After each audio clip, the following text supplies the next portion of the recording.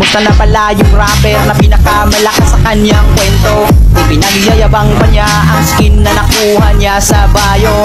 Wala pa rin silbi kahit maraming skin, kung ang content naman ay classic. Skin lang naman ng malakas sa'yo, galawan AI napaka-basic.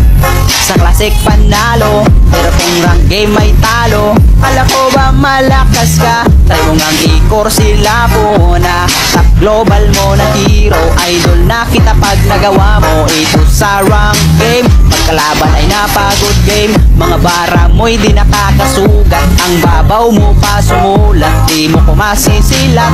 Dahil baliktad na gamit mong sibat, huwag ka nang mandamay ng iba tao. Sana nakuha mo yung punto, di ka malakas boy. Di ganyan mag-rap ang Pinoy.